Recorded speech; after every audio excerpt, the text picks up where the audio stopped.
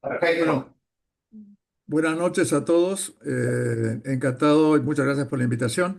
Eh, lo que vamos a hablar es un poquito de la transición energética desde el punto de vista de la necesidad y después qué aspiraciones tenía la transición energética, qué alternativas, qué energías alternativas nos ayudarían, pero qué incertidumbres y condiciones de contorno la están entorpeciendo. Y después pasaremos al caso de América Latina y el Caribe.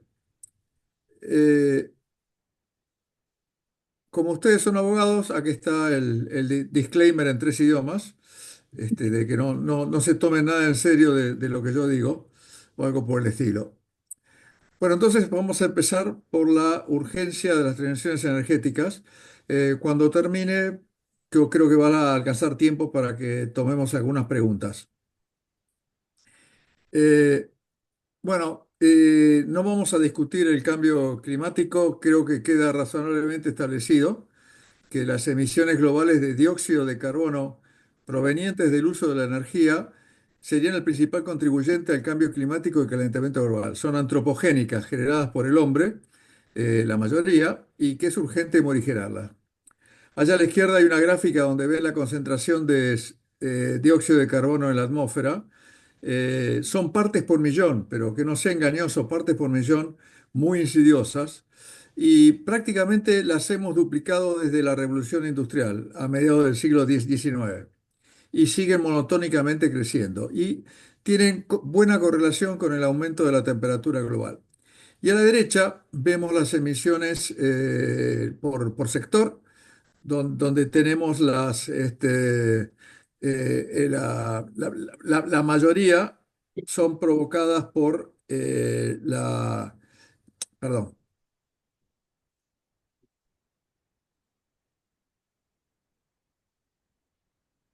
que se me salió. La mayoría son provocadas por la energía, casi tres cuartas partes. Así que ahí hacemos un mea culpa como sector que somos responsables de la mayoría de las emisiones de dióxido de carbono que tanto afectan al cambio climático. Entonces, lo óptimo sería la respuesta sencilla: apaguemos todos los motores de combustión y la combustión de todos los combustibles fósiles, que son el carbón, el petróleo y el gas, y listo, resolvemos el problema. Bueno, no es tan fácil, aunque los apagáramos todos, y que es imposible, la inercia del cambio climático continuaría y las temperaturas seguirían aumentando. Pero algo tenemos que hacer. Entonces, ¿cuál es el dilema? El dilema es mantener el status quo. Todos sabemos que no hay alimentación, vivienda, transporte, etcétera, y bienes y servicios sin energía. Y desde la revolución industrial, estas fuentes fósiles, empezando por el carbón y después siendo reemplazado por petróleo y después por el gas, han permitido a la humanidad alcanzar niveles inéditos de desarrollo y confort. Entonces, ¿por qué vamos a cambiar? Y bueno, hay que cambiar radicalmente porque nuestro desarrollo de agrícola a industrial y urbano ha provocado externalidades, consecuencias no esperadas. Con eso quiero decir que es culposo, pero no doloso, como dirían los abogados. No es un tema que fue previsto. Nadie pensó que estaban haciendo un daño cuando hicimos la revolución industrial, que tuvo muchos beneficios para la humanidad, como ustedes bien saben. Pero la actividad humana hace un crecimiento muy rápido de los gases de efecto invernadero, de los cuales el dióxido de carbono es uno. Y por el principio de prudencia, no hay un planeta B. Entonces, tenemos que impulsar la transición. ¿Por qué principio de prudencia? Por el principio de prudencia ustedes tienen seguro contra incendio en su casa, supónganse. ¿Ustedes tienen certeza que su casa se va a quemar? No, no tienen certeza. Hay chance que se queme y las consecuencias serían tan graves que vale la pena hacer algo. Por el principio de prudencia, ustedes compran un seguro. Así que tenemos que hacer algo y ese algo es impulsar una transición. Eh, a la industria le gusta decir, o a la gente que teme la energía, inventaron la palabra trilema, que es un dilema a tres puntas. Es un mamarracho de palabras, es un invento, pero trata de graficar que tenemos, de ilustrar. que tenemos tensiones entre la seguridad energética, es decir, que ustedes enciendan el switch eléctrico y tengan luz, y que sea accesible para todo el mundo, que haya equidad energética, que todo el mundo tenga acceso, no solamente los ricos, y mientras tanto que haya protección ambiental. Y eso se llama un trilema. Entonces, son objetivos muy complicados porque tienen que asegurar el suministro energético confiable, satisfacer la demanda actual, eso se llama seguridad energética, que sea asequible a toda la población, que sea acceso equitativo y que promoviendo la protección ambiental con menores emisiones. ¿Por qué se llaman dilemas? Se llaman dilemas porque no tienen resolución obvia, es decir, no hay una solución que sea un gana-gana.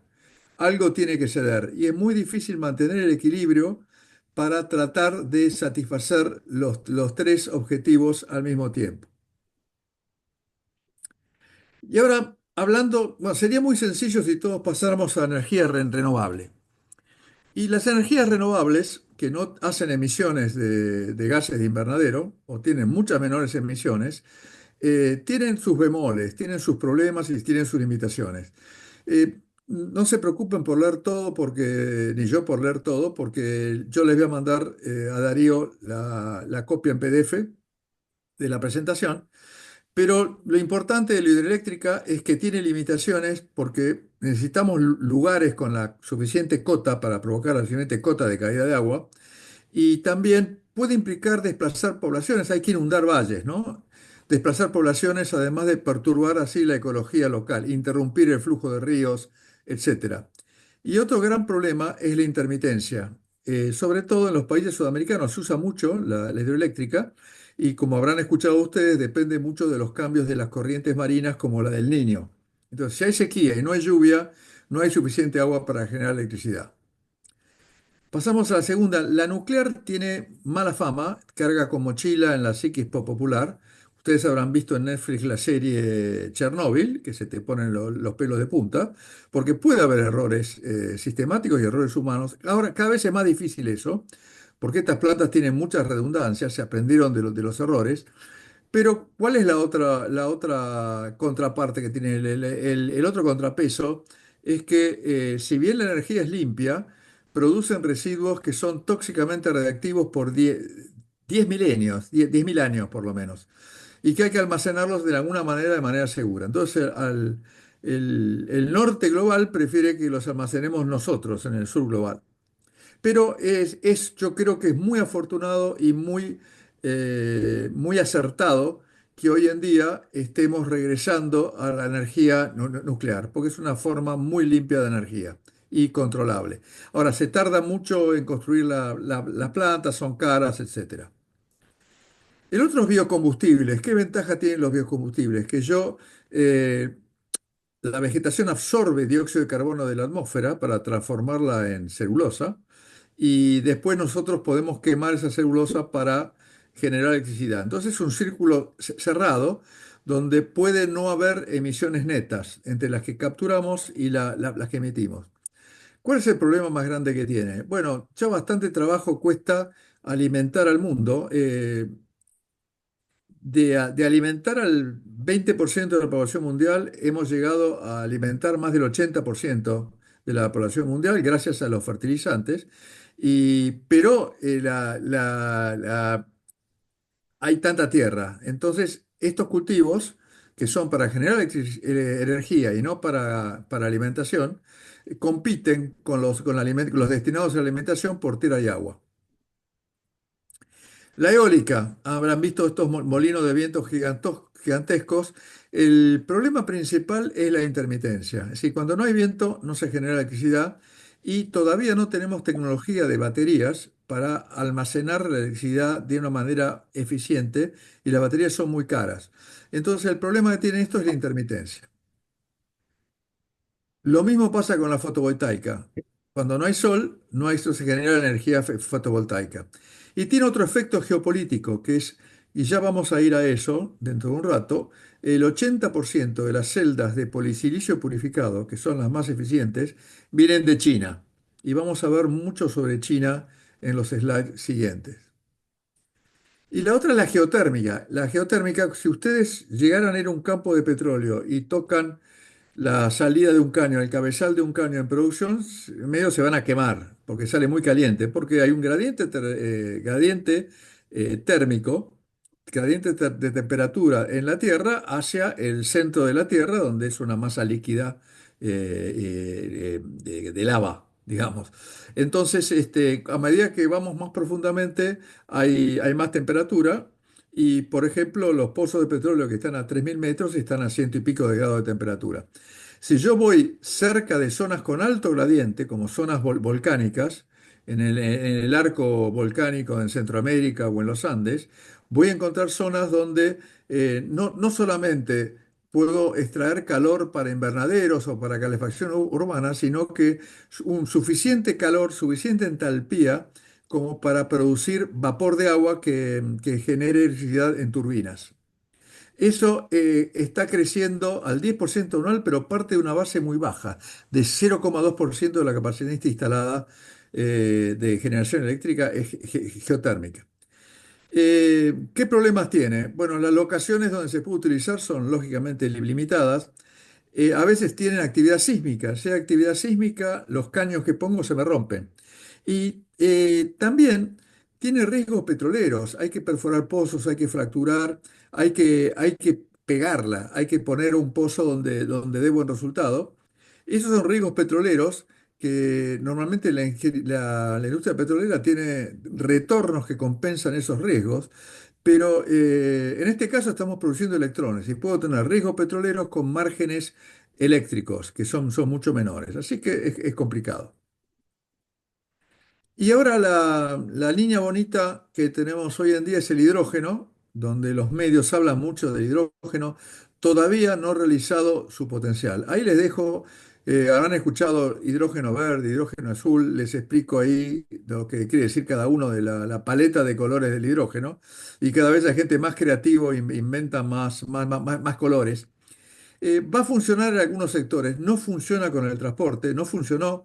Habrán visto que hace años, hace décadas se probaron autos con celdas de hidrógeno que no funcionaron. Probablemente va a funcionar mejor en la industria del cemento, el transporte pesado de larga distancia, en barcos, etcétera, pero no en la movilidad urbana. Y todavía es caro y no ha prometido, no ha dado, no ha entregado las ventajas que prometía.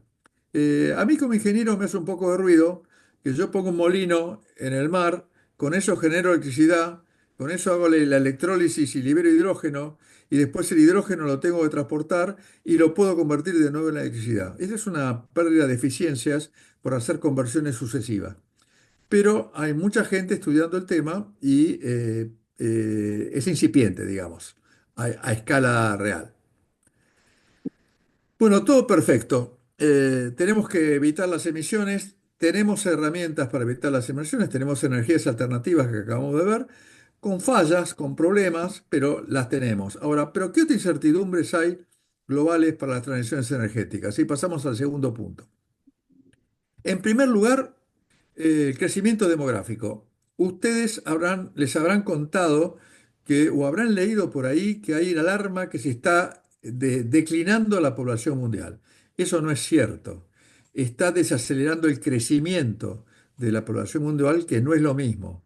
La población mundial sigue creciendo. Lo que se observa a partir de principios de este siglo es un punto de inflexión, donde veíamos que esto crecía exponencialmente y ahora hay un punto de inflexión y se va a ir achatando. Eso no significa que está decreciendo, no decrece todavía.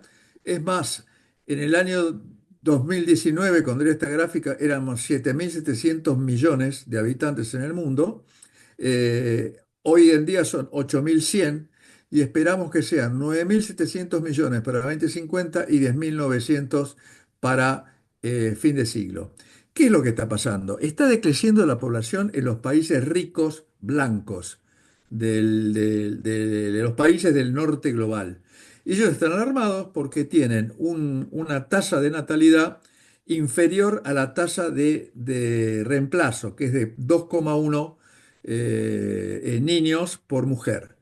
Entonces, eso es un problema porque de tener una pirámide demográfica, van a tener una palmera demográfica, con mucha gente de mi edad teniendo que ser mantenidos los sistemas de jubilatorios y de pensiones por menos trabajadores jóvenes. Pero eso es en Europa y en el norte global. Si uno va al África, por ejemplo, la edad promedio en Europa hoy en día en la Unión Europea es creo que 47 años, 45 o Ah, 47 años. Y en Japón también.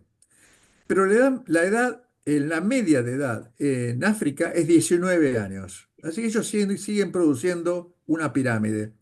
Y eso provoca también grandes desequilibrios inmigratorios, porque esa gente que no tiene educación y no tiene preparación para competir en un mundo globalizado, tratan de emigrar por la diferencia de potencial, hacia una economía más rica con más oportunidades. Y lo mismo pasa con la frontera de Estados Unidos con México, ha sucedido históricamente.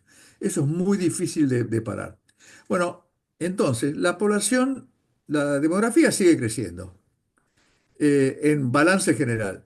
Y también crece la economía. A la derecha tenemos cómo crece el Producto Bruto Interno per cápita. Ahora, estos son cápitas, la población. Estos son dólares per cápita. Si yo los multiplico y los dos suben, va a aumentar mucho más el crecimiento económico.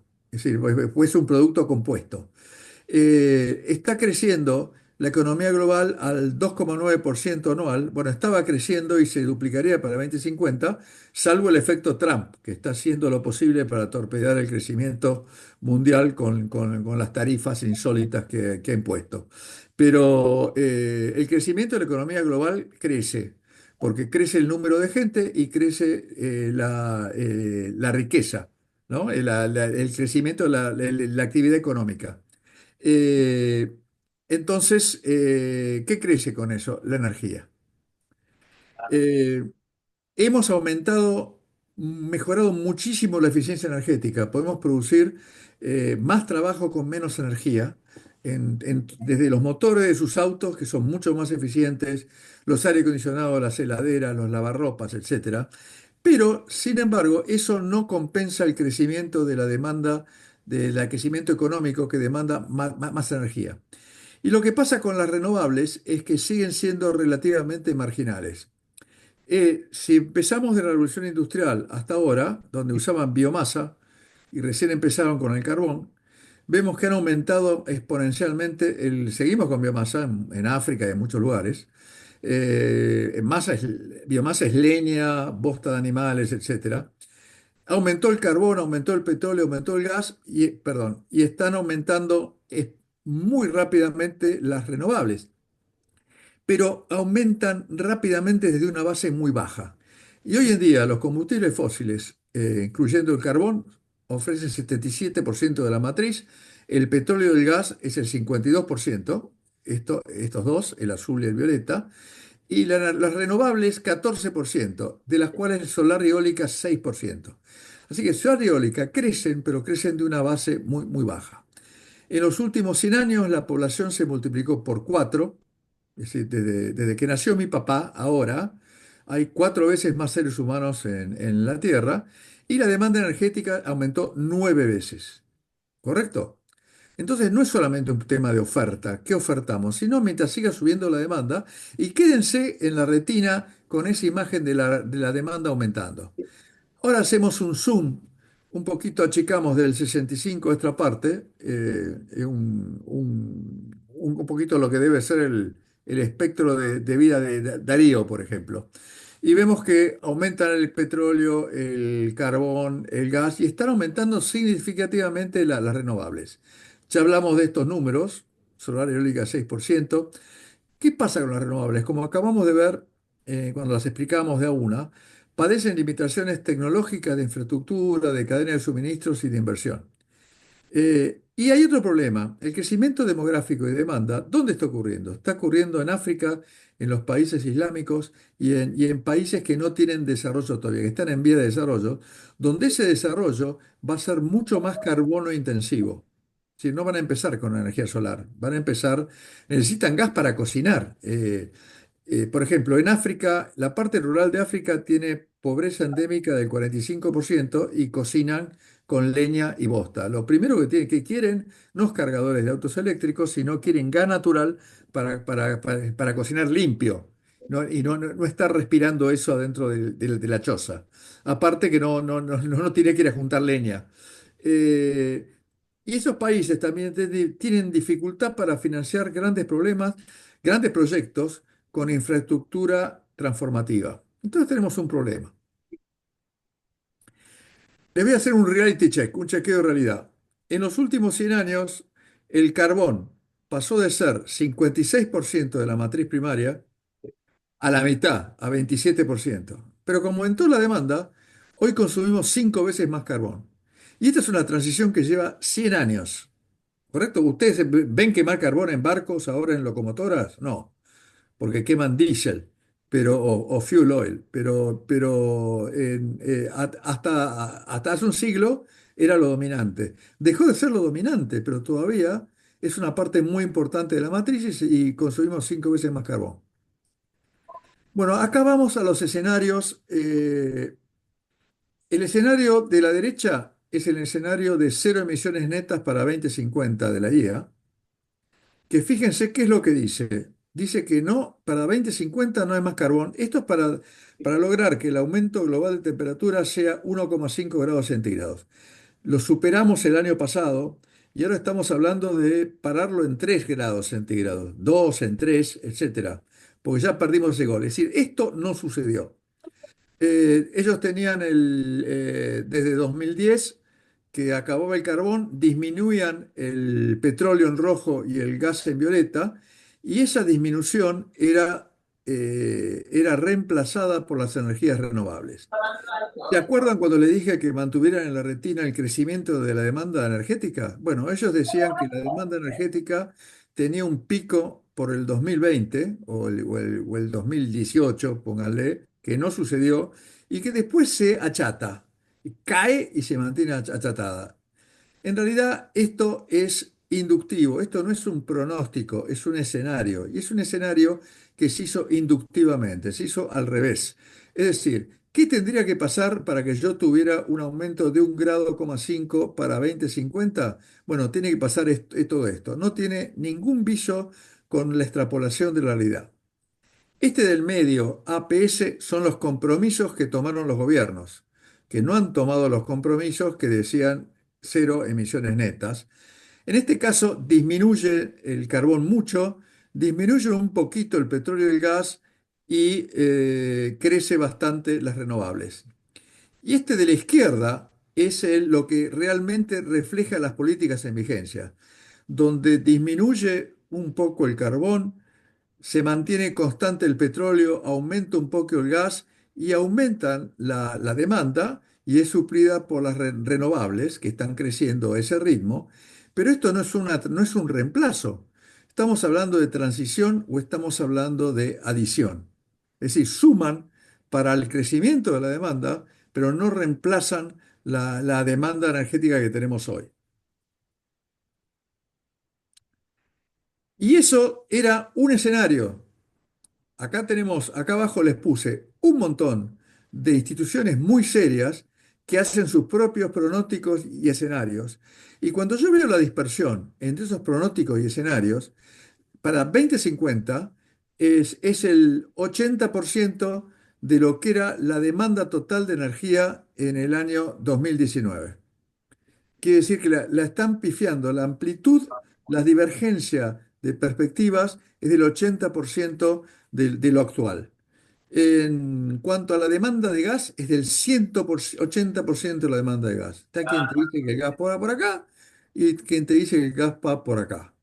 Si pasamos a la de petróleo, es del 90% de la actual. Y si nos enfocamos un poquito en la del petróleo, las voy a discriminar algunas. Esta es la que dice la OPEC, la Organización de Productores, que son más o menos los países, principalmente los países que están alrededor del Golfo Pérsico, que reúnen las mayorías de las reservas de petróleo del planeta. Esta verde punteado que tengo con la flecha es la de las políticas siendo aplicadas, sigue subiendo. Esta es la de compromisos de los gobiernos Y esta es la de cero emisiones netas. Y hay quien dice que habría que apagar, dejar de perforar un solo pozo petrolero más. En caso que yo dejo de perforar un solo pozo petrolero más, esta es la curva, que ni siquiera satisface a las cero emisiones netas. ¿Por qué cae esta curva? Que viene creciendo porque cada vez perforamos más pozos. Es porque, como ustedes saben, los yacimientos de petróleo tienen una presión que al liberar esa presión, produciéndolo, se desinfla como un globo.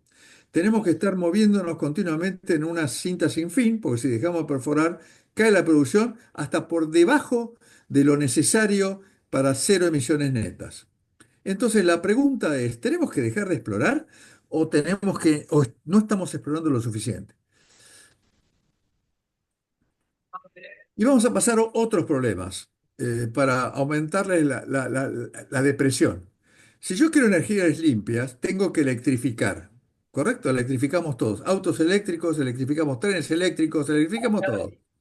Eh, ¿Qué problema hay? Los vehículos eléctricos requieren 6 veces más metales y minerales críticos que el auto convencional.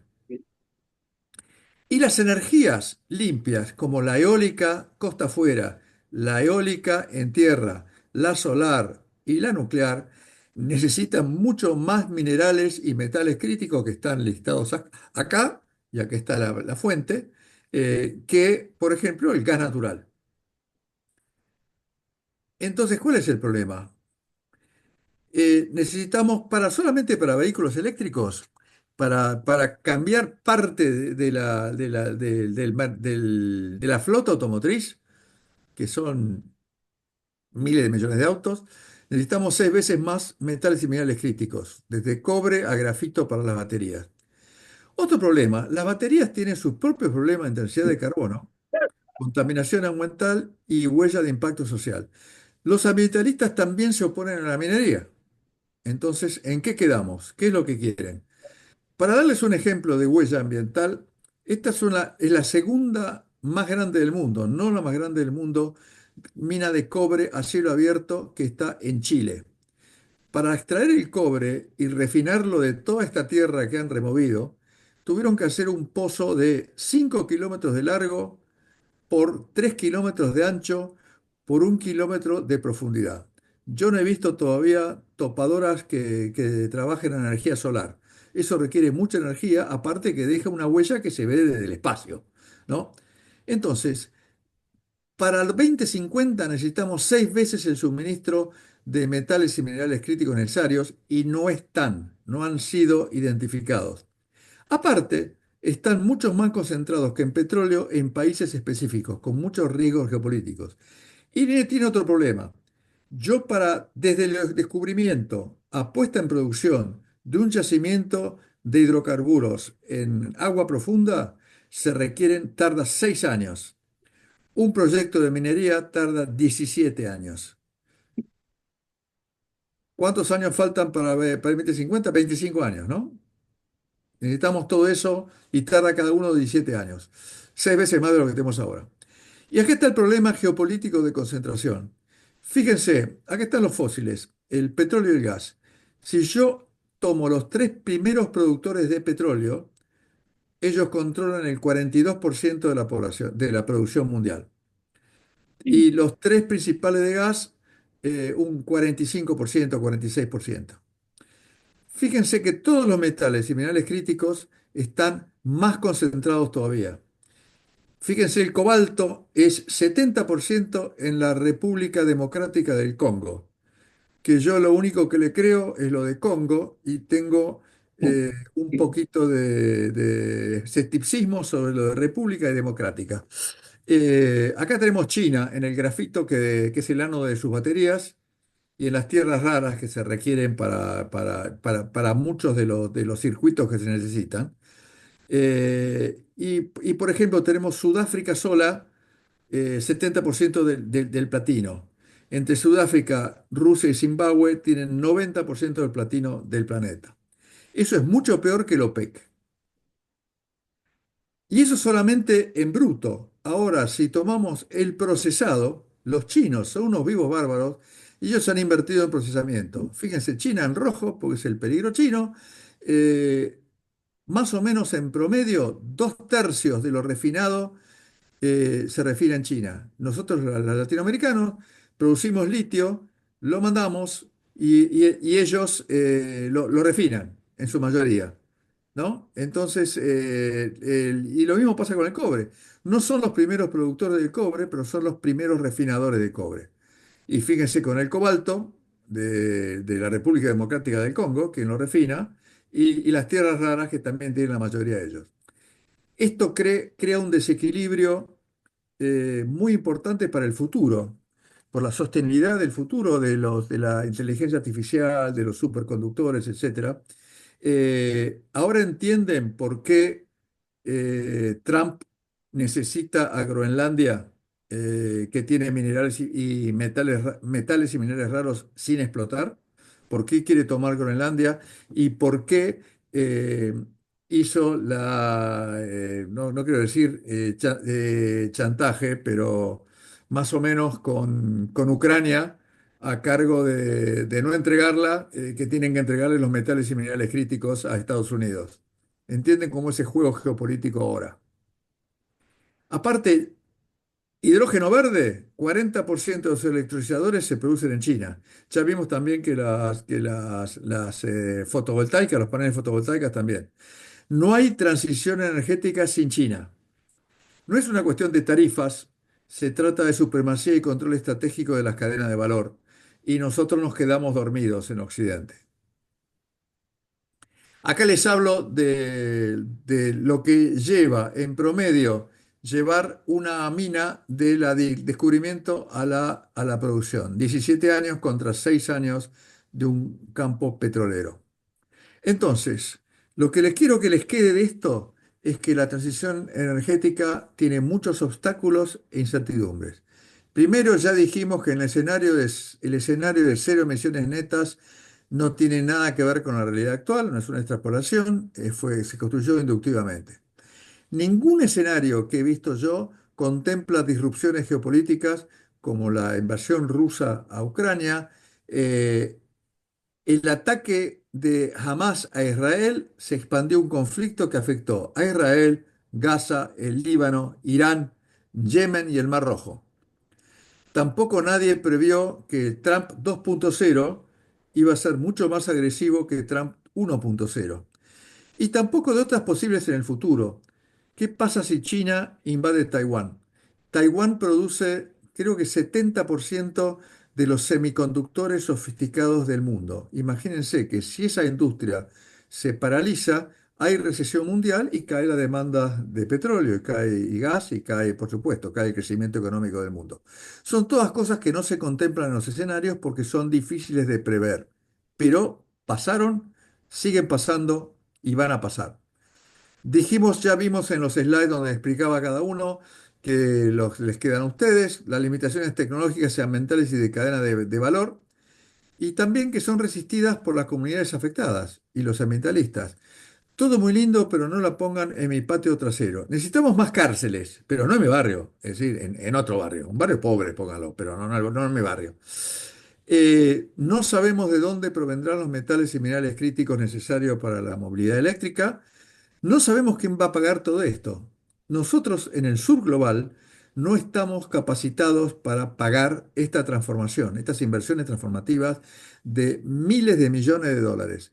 Entonces, habían prometido los países desarrollados 100.000 millones de dólares anuales, que era una gota en el balde, para 2020 a 25, que recién empezaron a aparecer. Y ahora en el último COP prometen 300.000 millones anuales. Hay que ver si los cumplen, no creo. Y en realidad lo que necesitamos son 4 veces más. Así que nadie quiere, es alguien que todo el mundo quiere, pero nadie quiere pagar. Todavía no se invierte lo suficiente en renovables, aunque ha aumentado. Ahora se invierte más en renovables que en petróleo y gas, pero no es lo suficiente para llegar a 2050. Y se nos retosea capital a las petroleras hasta para descarbonizarnos y para producir gas, que ahora vamos a ver por qué. Porque eso es bueno también.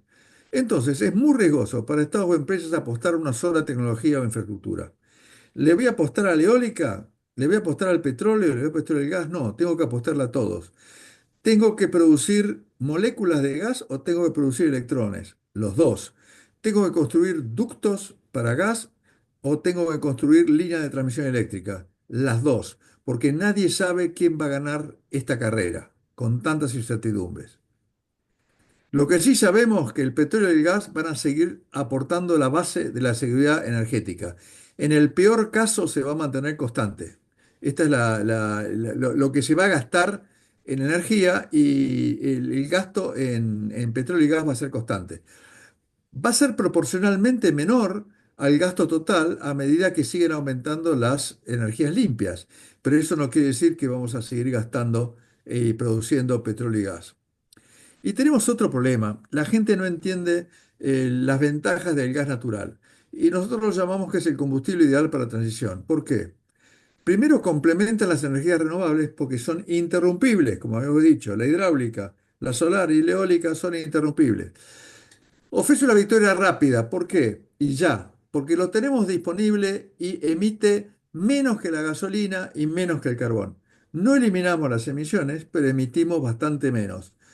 Tiene bajo costo, está disponible, es seguro, las tecnologías están, no hay que inventar nada nuevo y no importa el cambio climático.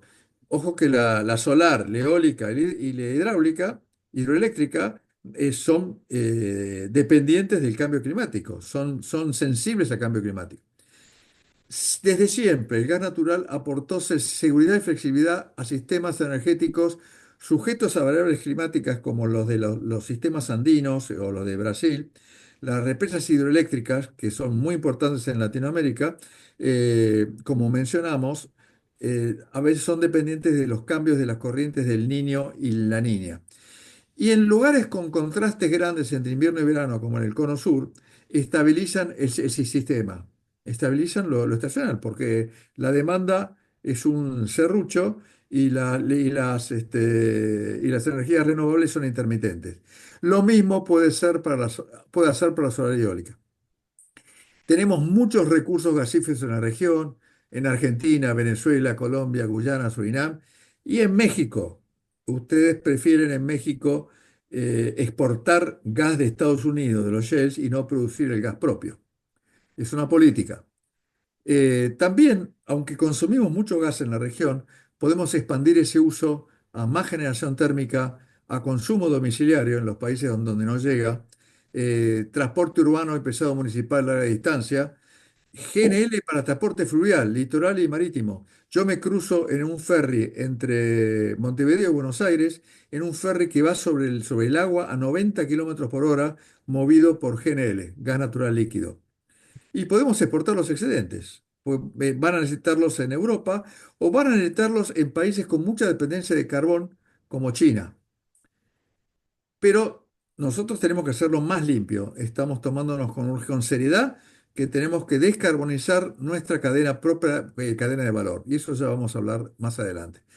Pero lo que tienen que recordar es cuando no hay lluvia, viento, sol, lluvia para hidroeléctrica, viento para eólica y sol para solar, siempre estamos nosotros. Y para que no se olviden, no solamente gasolina y gas de cocina y gas de calefacción, los hidrocarburos. Todas estas cosas que forman parte cotidiana de su vida son producidas a partir de la petroquímica y de los hidrocarburos. Y no vamos a entrar en detalles, se los pueden leer después, pero van a reconocer las cosas que usan todos los días, desde la maleta cuando se van de viaje a la mochila que usan. Y yo les garantizo, y le apuesto una cerveza al que me quiera probar lo contrario, que dos tercios de lo que ustedes llevan puesto hoy provino de los hidrocarburos. Entonces no es cuestión de dejar de hacer pozos. ¿Qué ha pasado? El reduccionismo y el pensamiento mágico no resuelven problemas complejos. Tenemos un sistema muy complejo y multidimensional, que es la energía, desarrollo socioeconómico y clima, y no responde bien a soluciones simplistas como dejar de perforar pozos. De la misma manera que para un tema de más actualidad, el comercio internacional es un sistema multidimensional y complejo. No responde a una solución reduccionista como imponer tarifas. Se hace un desastre. ¿Qué pasa con esas soluciones reduccionistas? Hay una ley económica que se llama Ley de las Consecuencias No Intencionales, que causan lo que se dice en economía externalidades negativas. A veces parten de las mejores intenciones y generan externalidades. que hemos experimentado con soluciones simplistas para el tema de la transición energética. Primero, las empresas europeas, que la mayoría son importadoras de hidrocarburos y no productoras de hidrocarburos de sus países de origen, producen en otros países, dijeron que se juramentaron que iban a cosechar lo que tenían de hidrocarburos sin sembrar más. No más exploración, no más desarrollo greenfield desde el principio. Y que se iban a dedicar a las renovables. No tuvieron los rendimientos y de la misma manera que tienen accionistas que son activistas del cambio climático, tienen accionistas que son activistas del dividendo del crecimiento de capital. Y se tuvieron que decir y todos volvieron a los hidrocarburos también y a bajar sus inversiones en renovables. Eh, Otra idea genial que tuvieron los bancos y las multilaterales: no les damos plata a los petroleros y listo, no hay más capital de deuda o patrimonial. ¿Qué pasó? Se afectó la seguridad energética, aumentó el precio de la energía y se alentó la producción de carbón, que es el peor. Y varias tuvieron que decirse. Todos los bancos siguen algunas multinacionales, por ejemplo, la CAF ya abandonó eso, el BID todavía sigue, el Banco Mundial todavía sigue, los grandes bancos internacionales lo abandonaron, ese acuerdo de Glasgow. Y también sucede que en algunos países de América Latina y del Caribe, como entorpezco el petróleo y el gas para favorecer a las renovables, les pongo impuestos. Y bueno, eso es muy obtuso si yo tengo producción de hidrocarburos, como pasa en varios países, y no los voy a monetizar. ¿Y por qué voy a desalentar las inversiones en otra forma de energía? Porque si yo discriminatoriamente, más allá de la estabilidad fiscal y contractual, meto un efecto, un impuesto discrecional a un sector, los otros sectores ponen la barba en remojo. Pues si se lo hicieron a mi vecino, me lo pueden hacer a mí. Porque eso es un daño a la percepción de institucionalidad y de estabilidad que ofrece un gobierno. Así que es una pésima idea. Tenemos un problema nosotros, que todas estas cosas, estas presiones sociales, nos hacen cuestionan nuestra licencia social y nuestra licencia para operar. Licencia social es macro, se cuestiona nuestra legitimidad y continuidad existencial. Hay gente que dice, basta de petróleo y gas, cierren todo eso y listo. Y la licencia para operar es a nivel micro, es a nivel local, donde tengo que obtener el permiso ambiental, la licencia de la agencia reguladora o del ministerio, el permiso ambiental del regulador ambiental y el permiso de las comunidades para actuar. En este momento tenemos que defender estas licencias nosotros como sector. Entonces, nosotros sabemos que aparte de descarbonizarnos y diversificar nuestros productos energéticos con energía renovable, tenemos que dejar una huella socioambiental benigna. También hace años se ignoraba esto que se llama responsabilidad social corporativa y ambiente social gobernanza, ESG en inglés. Ahora son parte esencial del tablero del control corporativo. Es decir, las demandas ambientales y sociales se integran con nuestros objetivos empresarios, porque si no, perdemos estas licencias de arriba. Y nuestra reputación, si tenemos mala reputación y si somos el nuevo tabaco como sector, eso erosiona nuestra legitimidad, es decir, la licencia social, y reduce nuestro acceso a proyectos, a que tengamos las licencias, al financiamiento y al talento humano, porque nadie quiere trabajar para una industria con mala reputación, sobre todo los jóvenes que tienen que reemplazarme a mí. Así puedo dedicarme a otra cosa. En el aspecto social, bueno, salario justo, seguridad, diversidad, etcétera, relacionamiento con las comunidades, algo que nos tomamos muy en serio y cuyo modelo de excelencia lo hace Canadá. Entonces, estamos haciendo nuestra parte en nuestra industria del petróleo y gas. Varias han tomado cero emisiones netas de gas de efecto invernadero, anticipándose a políticas y regulaciones nacionales. Todos nos enfocamos en el fruto del alcance de la mano, que es descarbonizar lo que ya tenemos, buscando eficiencias energéticas, eliminando fugas de metano y minimizando venteos y quemas. ¿Ustedes han visto antorchas? Bueno, la antorcha que quema en una refinería es una medida de seguridad, pero no puede haber antorchas en cada pozo de petróleo. Eso no debe ocurrir. Ese gas que se está quemando se debe capturar y se debe monetizar, se debe consumir, algo valioso. En paralelo, buscan diversificar sus portafolios con energías renovables, es decir, entendemos que tenemos que transformarnos en empresas de energía y todo eso se hace gracias a la transformación digital. Entonces, la sostenibilidad del sector, si yo la pongo a la derecha como un banquito, me tengo que descarbonizar, me tengo que diversificar y todo esto lo hago con la ayuda de la digitalización. ¿Por qué nos podemos diversificar? Porque tenemos 100 años de innovación tecnológica y ofreciendo seguridad energética y tenemos una gran capacidad de adaptación tecnológica. Este lado, este azul de este lado, son las competencias técnicas de la industria. Sabemos perforar, sabemos refinar, sabemos tratar gas, sabemos tratar hidrógeno. No lo sabían, pero las refinerías de petróleo son el principal consumidor de hidrógeno que hay en este momento. Nosotros sabemos producir hidrógeno y sabemos consumirlo. El offshore, la costa afuera, y sabemos geología. Todo eso aplica para las energías renovables, para captura y almacenamiento de carbono, para biocombustibles en nuestras refinerías, agregar biocombustibles a nuestras refinerías, producir biocombustibles de dietas biológicas. Para la geotérmica hay que perforar y fracturar. La eólica offshore hay que saber offshore. Hidrógeno verde, sabemos hidrógeno. Minería del litio, cuando es de subsuelo, se hace con equipos de perforación. Es lo mismo que hacemos nosotros. Y tenemos estaciones de gasolineras donde podemos poner cargadores para vehículos eléctricos. Entonces, es algo de adoptar muchas de estas energías renovables, es algo fácil para nosotros y lo estamos haciendo. Y como mencioné, estamos preocupados por nuestra gestión sostenible, nuestra sostenibilidad, y tenemos que, para ser sostenibles, tenemos que hacer todo esto bien. Las 3D: descarbonizarnos, diversificarnos y hacer transformación digital. Tenemos que tener impactos positivos, ambientales y sociales y de seguridad.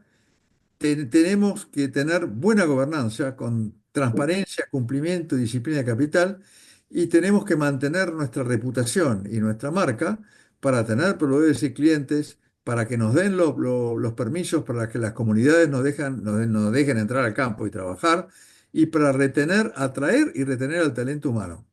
Si no hacemos todo esto bien, no tenemos oportunidades, no tenemos talento humano de reemplazo, ni tenemos capital, acceso a capital. Así que nos lo tomamos bien en serio y lo estamos haciendo.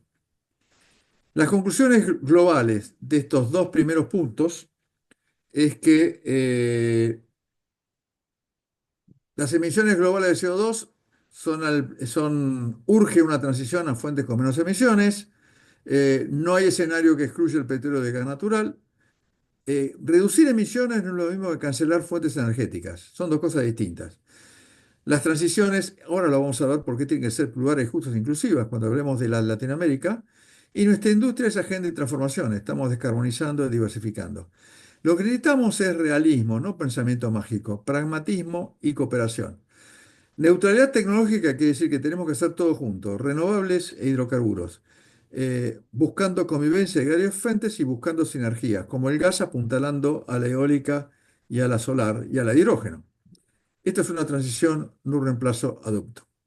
Y ahora, para terminar la última parte, vamos al caso de América Latina y el Caribe.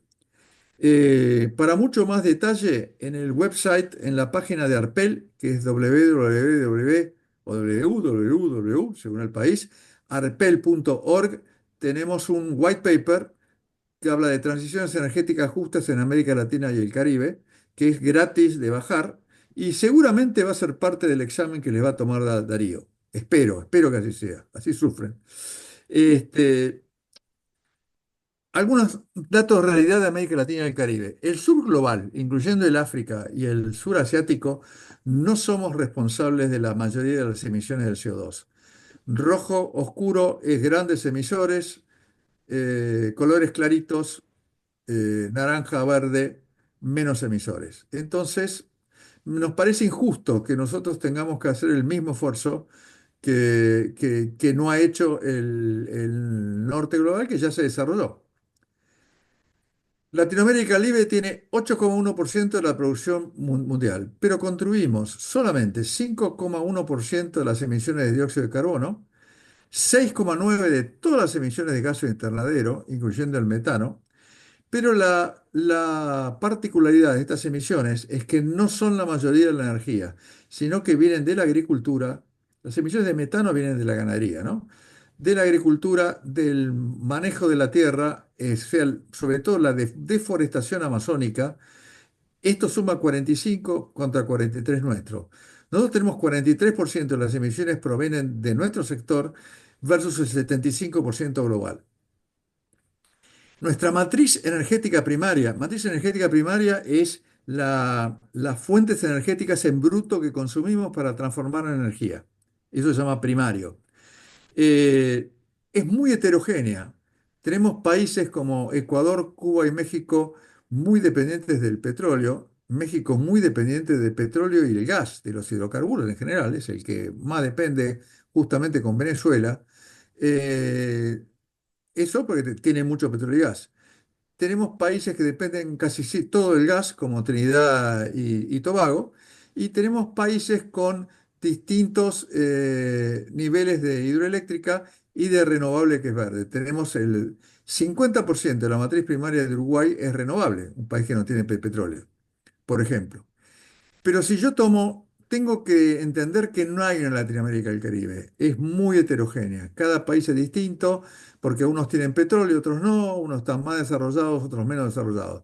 Pero si yo comparo el total con el mundo, estamos parecidos en petróleo, nosotros consumimos más gas, que es más limpio, producimos usamos en nuestra matriz 4% del carbón, cuando en la matriz global es del 27%, en Asia es mucho más alto, y nosotros tenemos 31% renovables contra el promedio mundial que es 14%.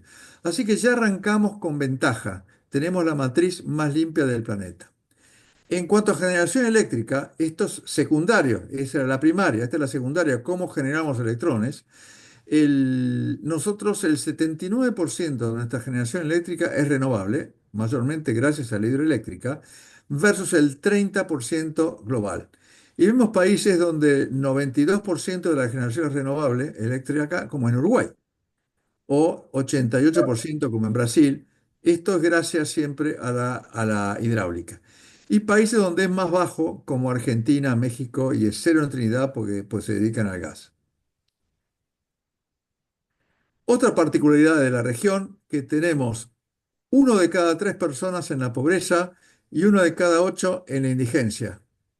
Es heterogéneo, Uruguay tiene 4% de la pobreza y 0,1% en la indigencia, pero el promedio regional es 33% en la pobreza y 13% en la indigencia.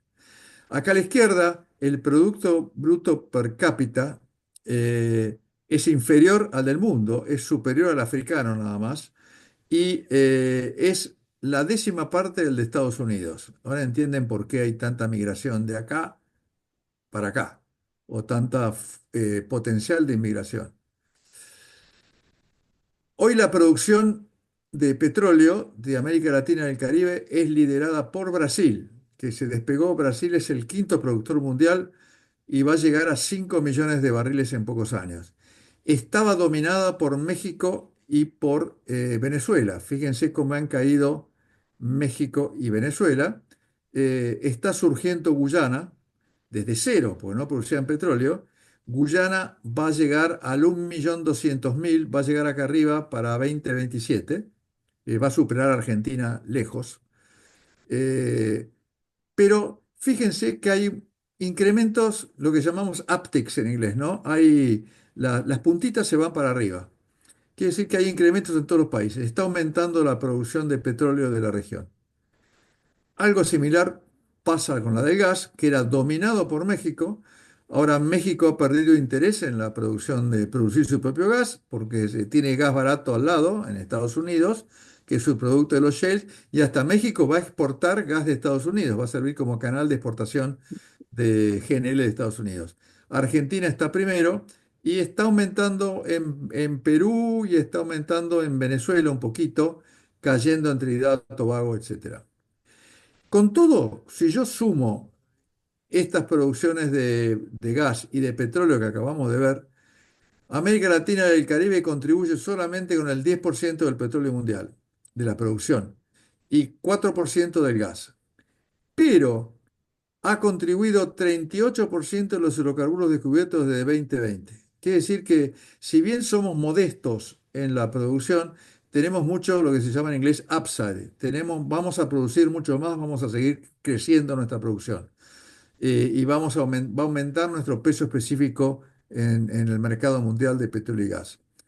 Acá tienen de los 60 casi billones de barriles de recursos recuperables descubiertos desde 2020, 38% fueron en América Latina y el Caribe. Si yo esos 22, que son el 38%, lo descompongo, es Brasil, Guyana y Surinam, y sigue cuarto México gracias a lo que se había hecho la reforma y a las rondas offshore que se hicieron y ya no se hacen más.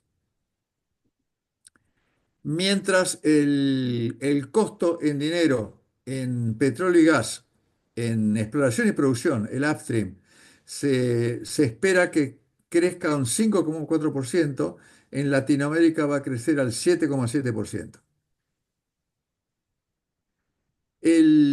¿Por qué? Porque somos parte del margen atlántico. El margen atlántico es este espacio, los márgenes de lo que seguramente alguna vez se dieron cuenta que América Latina encaja muy cómodamente acá, en el borde de África, porque antes eran parte del mismo continente y se separaron. En esos márgenes se producen deposición de sedimentos y en esa deposición de sedimentos hay mucho petróleo.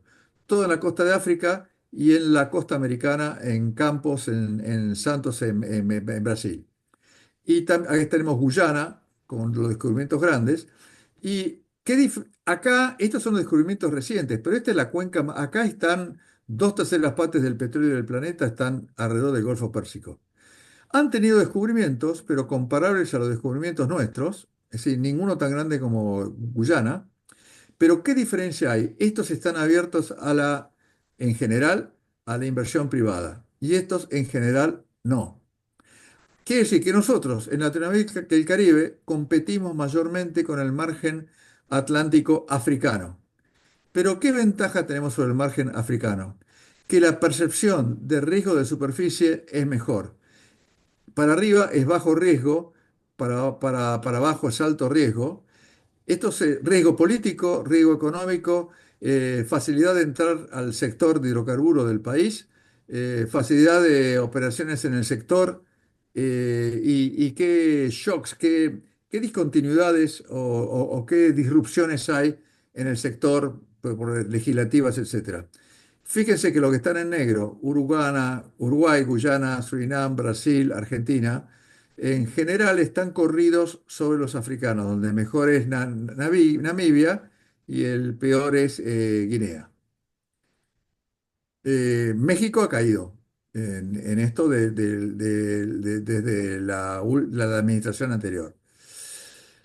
Las grandes petroleras consideran a América Latina y el Caribe como su mayor vector de crecimiento. Estas son las grandes petroleras del mundo, europeas, americanas y asiáticas, y piensan que su producción para 2033, América Latina y el Caribe va a estar dando el 14% de la producción global de todas estas compañías. Y piensan que el 6%, la América Latina va a ser la que más crece en producción con un 6%. Mejor que el Drill Baby Drill de América del Norte, porque los costos son caros, que África, etcétera. Entonces, ¿cuáles son las conclusiones para América Latina y el Caribe? Tenemos recursos para asegurar la seguridad energética regional y apuntalar la global, mientras que nos desarrollamos sustentablemente. No hablo solamente de hidrocarburos, tenemos callejones eólicos en los litorales, como en la Patagonia, tienen el factor de planta más alto, porque los vientos son constantes. Eh, los arbolitos están todos torcidos, porque una sola dirección de viento de oeste a este. Tenemos una inmensa franja solar. Lo mejor queda en el Atacama, en el norte de Chile, sur de Bolivia. Y tenemos también muchos metales y minerales críticos sin explorar y sin desarrollar. Tenemos la matriz más limpia, pero la podemos mejorar usando más gas todavía en nuestra matriz primaria. Y tenemos una ventana de oportunidad para monetizar saldos exportables a Europa y a Asia, donde puede reemplazar al carbón, porque es más limpio que el carbón. Debemos integrarnos mejor, tenemos que ser más pragmáticos. Agnosticismo ideológico, agnosticismo tecnológico. No me importa la ideología del vecino de al lado. Y sobre todo, dar punto final a graves o rivalidades históricas que a veces son del siglo XIX. Por ejemplo, Bolivia no le vende gas a Chile por una guerra que tuvieron en el siglo XIX. Perú exporta gas a Asia y Chile importa, también estuvo en esa guerra, y Chile importa gas de Asia. ¿No? Son cosas que son absurdos. Europa, ¿qué pasó en Europa? Europa hace 2000 años que se matan sin parar, hasta hace recién 80 años que no se matan más, 70 años que no se matan más. Eh, sí, 80 años que no se matan. Pero eran los romanos contra los bárbaros, después los cristianos contra los paganos, las invasiones bárbaras, en la Edad Media todos contra todos, católicos contra protestantes, etcétera. Y tuvieron las dos guerras más cruentas de la historia, fueron en el siglo pasado, muy recientes, era la Primera Guerra Mundial y la Segunda Guerra Mundial. Y ellos están unidos, tienen Unión Europea donde usan la misma trocha de ferrocarril, el mismo voltaje. Acá en Latinoamérica un país usa 110, el otro usa 220, las trochas cambian, etcétera. No nos hemos integrado y lo tenemos que hacer mejor. ¿Cuál es el rol de los estados? Hablamos del rol de nosotros, de las compañías. El rol de los estados es que tienen que liderar la inversión en descarbonización, pero ellos deben habilitarla, el Estado, ofreciendo un ecosistema atractivo. Tiene que haber una política de Estado que es de largo plazo, inmune a vaivenes electorales e ideológicos. No es atractivo que hay un gobierno que invita a la inversión. Yo voy a invertir miles de millones de dólares con un tiempo de repago de 10 años, no empiezo a ver ganancia hasta 10 años, y hay un ciclo electoral y el gobierno que sube destruye todo lo que hizo el anterior. ¿Hay países con política de Estado? Sí. Por ejemplo, Uruguay. Uruguay acaba de cambiar de un gobierno muy conservador, de derecha, a un gobierno izquierdista, socialista, de izquierda. Nadie se mosqueó, no es un drama, no es una tragedia. Todo el mundo se lo tomó con soda porque nada cambia, no hay nadie alarmado. Al contrario, yo fui 2 días antes del cambio de gobierno invitado a una presentación de la ministra saliente de Energía, del gobierno saliente, y la ministro entrante. Los dos juntos haciendo la misma presentación de una política de Estado consensuada entre derecha e izquierda. Eso hay que copiarlo. Eh, y la regulación debe ser consistente. Debe haber racionalidad, claridad y previsibilidad contractual y regulatoria. No puedo hacer que me cambien las regulaciones a cada rato. Eh, los inversores miran dos cosas. Una cosa es la coyuntura, que es lo que pasa hoy, ¿no? Es lo cuantitativo.